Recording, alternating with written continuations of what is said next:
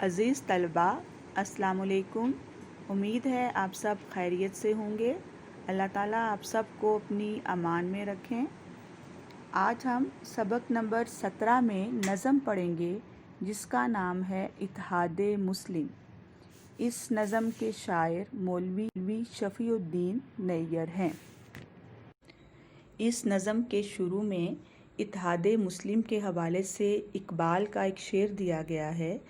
ایک ہوں مسلم حرم کی پاسبانی کے لیے، نیل کے ساحل سے لے کے تا بخاک کاشغر۔ نیل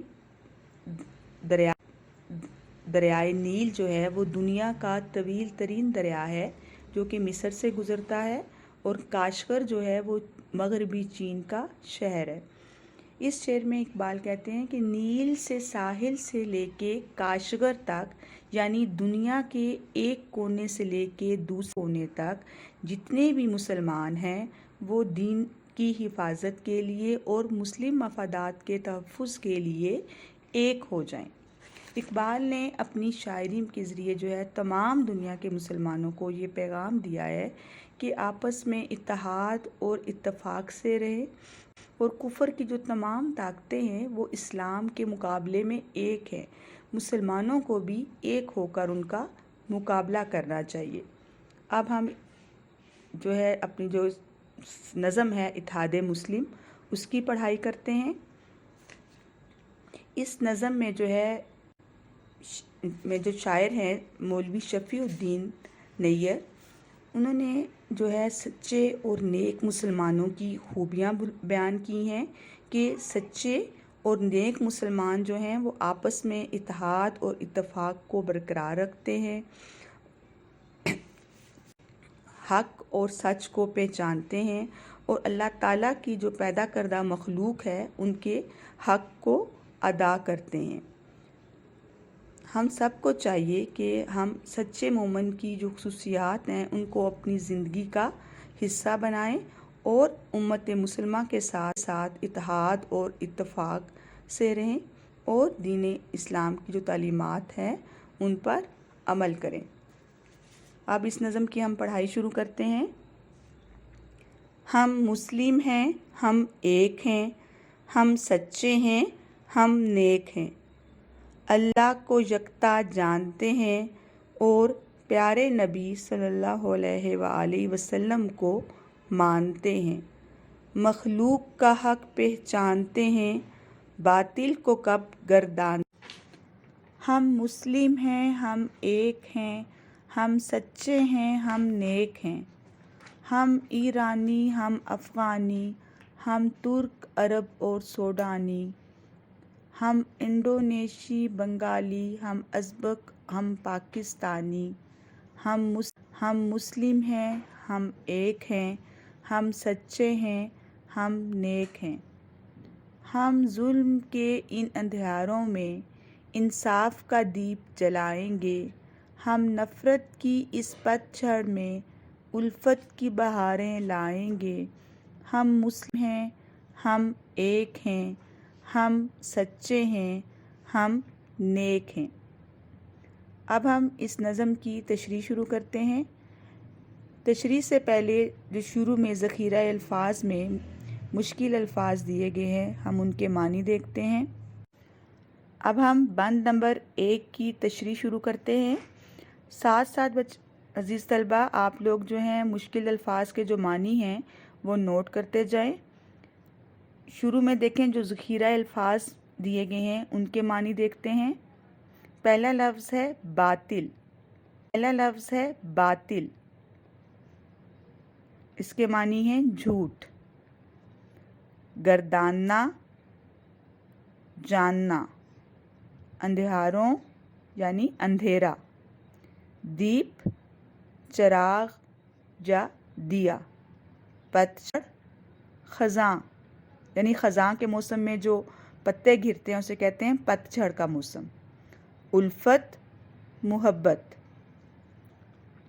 ہم مسلم ہیں، ہم ایک ہیں، ہم سچے ہیں، ہم نیک ہیں، اللہ کو یکتا جانتے ہیں، یکتا واحد ایک، اور پیارے نبی صلی اللہ علیہ وآلہ وسلم کو مانتے ہیں، مخلوق کا حق پہچانتے ہیں، مخلوق پیدا کیا ہوا یعنی تمام دنیا، باطل جھوٹ گردانتے جانتے، باطل کو کب گردانتے ہیں یعنی باطل کی ہماری نظر میں کوئی اہمیت نہیں۔ اس بند میں شاعر کہتے ہیں کہ ہم تمام مسلمان یعنی جو مذہب اسلام کو مانتے ہیں، وہ ہم تمام مسلمان جو ہیں وہ ایک ہیں، اور ہم سب جو ہیں اللہ تعالیٰ کو ایک جانتے ہیں، اور پیارے نبی حضرت محمد صلی اللہ علیہ وآلہ وسلم کو اللہ تعالیٰ کا آخری مانتے ہیں، اور ہم تمام مسلمان اس بات پر ایمان رکھتے ہیں کہ اللہ تعالیٰ ایک ہے اور حضرت محمد صلی اللہ علیہ وآلہ وسلم اللہ تعالیٰ کے آخری نبی ہیں۔ یعنی اس شروع میں عقیدہ توحید کو بیان کیا گیا ہے، اور پھر ایک اچھے اور نیک مسلمان کی خوبیاں بیان کرتے ہوئے کہتے ہیں کہ جو نیک اور اچھے مسلمان ہیں وہ اللہ تعالیٰ کی جو اس دنیا میں جتنی بھی اللہ تعالیٰ نے اپنی مخلوق پیدا کی ہے ان کے حقوق کو وہ پہچانتے ہیں، اور سچے اور جو نیک مسلمان ہیں وہ جھوٹ نہیں بولتے، اور وہ حق اور باطل کے فرق کو جانتے ہیں، اور ایک مسلمان کی نظر میں باطل کی جو ہے وہ کوئی حیثیت نہیں ہے، اور سچے مسلمان جو ہیں وہ ہمیشہ حق اور سچائی کے راستے پر چلتے ہیں، اور تمام مسلمان جو ہیں کلمہ طیبہ کی بنیاد پر خواہ وہ دنیا کے کسی بھی حصے میں رہتے ہیں، جو شخص بھی کلمہ طیبہ پڑھتا ہے عقیدہ توحید کی وجہ سے، وہ تمام مسلمان جو ہیں وہ ایک ملت کا جز ہیں، اور تمام مسلمان جو ہیں وہ سچے ہیں اور نیک ہیں۔ بند نمبر 2 ہے، ہم ایرانی، ہم افغانی، ہم ترک، عرب اور سوڈانی، ہم انڈونیشی، بنگالی، ہم ازبک، ہم پاکستانی، ہم مسلم ہیں، ہم ایک ہیں، ہم سچے ہیں، ہم سچے ہیں، ہم نیک ہیں۔ اس بند میں شاعر کہتے ہیں کہ ہم ایرانی، افغانی، ترک، عرب، سوڈانی، ہم انڈونیشی، بنگالی، ازبک اور پاکستانی، ہم تمام جو ہیں مسلمان ہیں، ہم سب ایک ہیں، اور ہم سب سچے اور نیک ہیں۔ تمام مسلمان جو ہیں چاہے دنیا کے کسی بھی کونے میں رہتے ہوں، وہ مسلمان ہونے کی حیثیت سے آپس میں بھائی بھائی ہیں، اور تمام مسلمان جو ہیں وہ ایک ہیں۔ اسلام کی نظر میں جو ہے وہ تمام انسان جو ہیں برابر ہیں، کیونکہ اسلام میں جو فضیلت کا معیار ہے وہ تقویٰ کو قرار دیا گیا ہے۔ مسلمان دنیا کے کسی بھی کونے میں رہتے ہوں، کوئی بھی زبان بولتے ہوں، کسی بھی رنگ اور نسل سے تعلق رکھتے ہوں، مسلمان ہونے کی حیثیت سے تمام جو ہیں وہ ایک ہیں، اور تمام دنیا کے مسلمان جو ہیں وہ ایک دوسرے کے دکھ درد کا احساس کرتے ہیں، آپس میں اتفاق اور اتحاد کو قائم رکھتے ہیں۔ تمام مسلمان جو ہیں سچے ہیں اور نیک ہیں۔ تیسرا بند، ہم ظلم کے ان اندھیاروں میں انصاف کا دیپ جلائیں گے، دیپ دیا یا چراغ۔ ہم نفرت کی اس پتجھڑ میں الفت کی بہاریں لائیں گے، پتجھڑ خزاں کا الفت محبت پیار۔ اس بند میں شاعر کہتے ہیں کہ ہم ان ظلم کے جو اندھیاروں میں انصاف کا دیپ جلائیں گے، اور ہم جو اس نفرت کی جو خزاں کا موسم ہے، پتجھڑ کا موسم ہے، اس میں ہم الفت کی بہاریں لائیں گے۔ یعنی دنیا میں جہاں جہاں پر بھی مسلمانوں پر اور لوگوں پر ظلم ہو رہا ہے، ہم دنیا کو ان ظلم کے اندھیروں سے نکالیں گے، اور ہم اس جو دین اسلام کی روشنی ہے، جو دین اسلام کا نام ہے، اس کو ہر جگہ پھیلائیں گے، اور دین اسلام کی وجہ سے ہر جگہ میں روشنی پھیل جائے گی، اور ہر طرف جو ہے وہ انصاف کا دور دورہ ہوگا، اور مسلمان ہونے کی حیثیت سے ہم اسلامی تعلیمات پر عمل کریں گے اور معاشرے میں امن اور محبت کو پھیلائیں گے، اور دنیا میں جہاں جہاں پر بھی یہ ظلم ہو رہا ہے اور مسلمان جو ہے اس نفرت کے اس خزاں جیسے موسم میں جو ہے جو لوگ بھی دکھ اور تکلیفیں اٹھا رہے ہیں، ہم ان کی دکھوں کو اور تکلیفوں کو دور کریں گے، اور ہم اس خزاں کے موسم میں جو ہے پیار اور محبت کی جو بہاریں ہیں وہ لائیں گے، اور ہم یہ بات ثابت کر دیں گے کہ ہم دنیا کے تمام مسلمان جو ہیں ہم ایک ہیں، ہم نیک ہیں، اور ہر حال میں دین اسلام پر عمل کرنے والے ہیں۔ اس نظم کی تشریح جو ہے وہ مکمل ہوئی۔ آپ جو ہے اب ہم اس نظم کی مشق کرتے ہیں۔ سوال نمبر 1 ہے، درج ذیل سوالوں کے جوابات تحریر کریں۔ الف، اس نظم میں شاعر کیا پیغام دینا چاہتا ہے؟ اس نظم میں شاعر ہمیں یہ پیغام دینا چاہتا ہے کہ عقیدہ توحید کی بدولت دنیا کے تمام مسلمان متحد ہیں، وہ سچے اور نیک ہیں، وہ آپس میں پیار اور محبت سے رہتے ہیں، اور سب مسلمان مل کر دل کی قوتوں کا مقابلہ کرنے کی اہلیت رکھتے ہیں۔ جز ب ہے کہ اس نظم کا مرکزی خیال کیا ہے؟ تمام مسلمان عقیدہ توحید پر ایمان رکھتے ہیں، سچے اور نیک مسلمان ہمیشہ اپنے درمیان اتفاق و اتحاد کو برقرار رکھتے ہیں، یہ جھوٹ سے نفرت کرتے ہیں اور سب سچے اور نیک ہیں۔ مسلمان ہونے کے ناطے ہمیں چاہیے کہ دین اسلام پر عمل کر کے اپنی دنیا اور آخرت کو سنواریں۔ سوال نمبر 3 ہے، اس نظم میں ہم سے مراد کون لوگ ہیں؟ اس نظم میں ہم سے مراد امت مسلمہ یعنی سچے اور نیک مسلمان لوگ ہیں۔ اگلا سوال ہے کہ نظم کے آغاز میں مسلمانوں کی کون کون سی خصوصیات بیان کی گئی ہیں؟ اس نظم کے آغاز میں مسلمانوں کی درج ذیل خصوصیات بیان کی گئی ہیں۔ نمبر 1، مسلمان اللہ کو ایک مانتے ہیں اور حضرت محمد صلی اللہ علیہ وآلہ وسلم کو اللہ کا آخری نبی مانتے ہیں۔ نمبر 2، حقوق العباد کا خاص خیال رکھتے ہیں۔ نمبر 3، سچ بولتے ہیں اور جھوٹ کو نہیں مانتے۔ نمبر 4، تمام مسلمان سچے اور نیک ہیں اور آپس میں متحد ہیں۔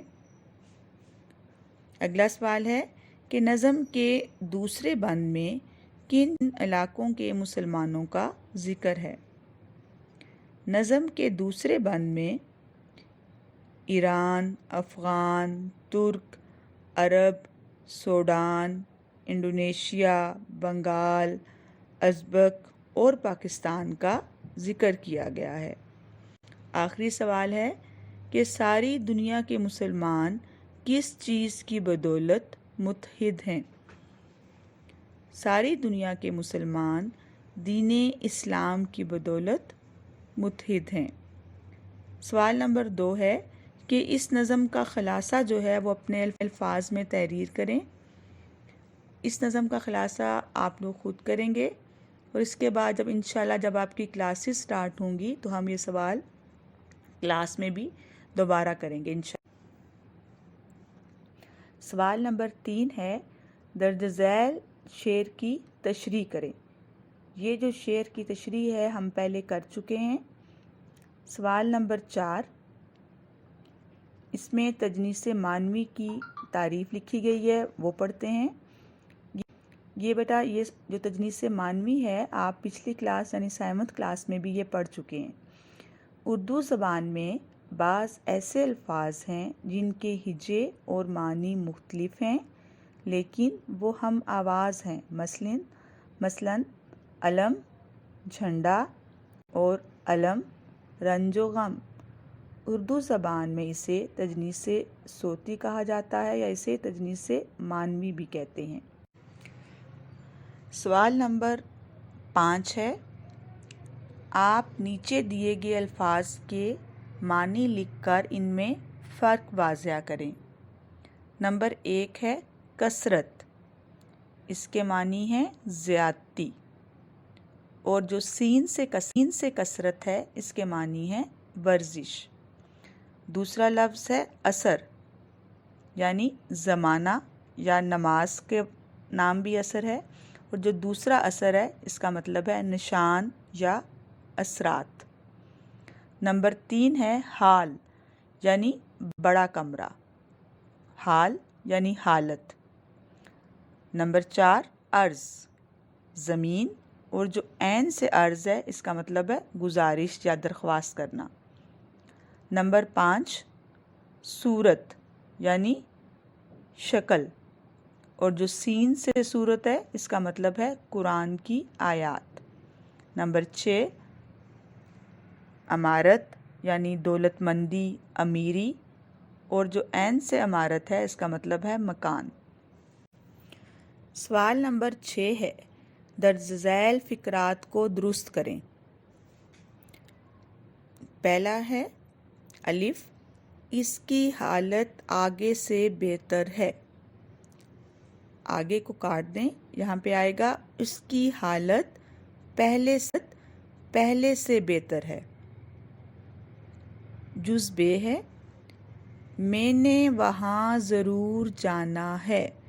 میں کاٹ دیں، یہاں پہ آئے گا مجھے وہاں ضرور جانا ہے۔ تیسرا ہے وہ میرا ہم جماعتی ہے۔ درست جملہ ہے وہ میرا ہم جماعت ہے۔ نمبر 4 پہ ہے اسلام آباد پاکستان کا دارالخلافہ ہے۔ یہاں پہ آئے گا اسلام آباد پاکستان کا دارالحکومت ہے۔ آخری فقرہ ہے کہ آپ کی خیریت مطلوب چاہتا ہوں۔ یہاں پہ آئے گا آپ کی خیریت مطلوب ہے یا آپ کی خیریت نیک مطلوب ہوں۔ امید ہے کہ یہ سبق آپ کو سمجھ آ گیا ہوگا۔ ساتھ ساتھ بیٹا آپ لوگوں نے جو سبق آپ لوگ پڑھ رہے ہیں اس کو ساتھ ساتھ آپ نے یاد بھی کرنا ہے، اور سوالوں کے جوابات جو ہیں آپ نے اپنی نیٹ کاپی میں کرنے ہیں۔ اور یہ جو سوال نمبر 5 ہے کہ ان الفاظ کے معنی لکھ کے ان کو فرق واضح کریں، یہ سوال بھی آپ نے اپنی نیٹ کاپی پہ کرنا ہے۔ اور باقی جو سوال نمبر 6 ہے یہ آپ اپنی کتاب پر ہی حل کر لیں۔